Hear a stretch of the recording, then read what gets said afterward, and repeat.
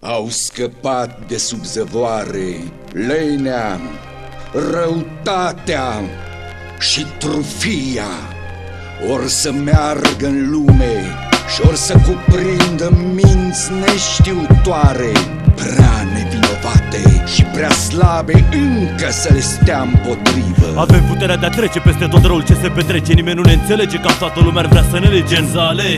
9 din 10 copii, 9 din 10 femei, 9 din 10 bărbați, 9 din 10 români fură de foame. În alimentare scântărești mâncarea sute de grame. Ajungi să-ți dai părinții pe lovele și asta doare. Prea mulți copii care se bucură la doar 2 bomboane. Prea multe garsoniere în care locuiesc 4 persoane. Prea mulți oameni cu carte controbăie în tomberoane. Prea multe femei care au ajuns curve din mame. Prea multe puștoaice care devin panorame, sătule de certurile de acasă și situațiile materiale. Mult prea mulți oameni care trăiesc în canale, condiții de viață mizere par ireale. Bătrâni care se sting că n-au pastile în spitale. Copii care cerșesc desculți, toate sunt drame. Totul pare mare atunci când ești mic, nu-i nimic. Totul pare de neatins, nu te lăsa învins. Vorbesc de pace și arată armele.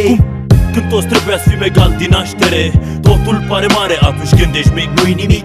Totul pare de neatins, nu te lăsa învins. Vorbesc de pace și arată armele. Când toți trebuia să fim egali din naștere. Ai grijă de viață, vulturi planează în ceață. O ființă întinde o mână, cealaltă poate fi hoață. În dobândă șarpele ascuns stă la bândă. De-un fir de ață atârnă totul într-o secundă. Lei devin pradă, femei din grămadă pe una o vrei. Rămas fără iubirea ei, te apuci să bei. Privind în pahar, aștepți să vină un zar. Un prieten rar trece, tu nu-l observi măcar. Ai trudit visând ani de zile, copile, să obții ce altuia într-o zi pe pile.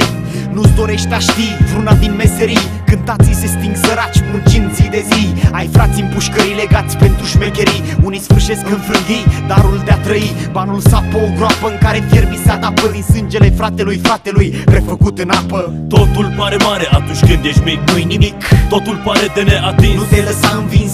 Vorbesc de pace și arată armele. Când toți trebuia să fim egali din naștere. Totul pare mare atunci când ești mic, nu-i nimic. Totul pare de neatins, nu te lăsa învins. Vorbesc de pace și arată armele.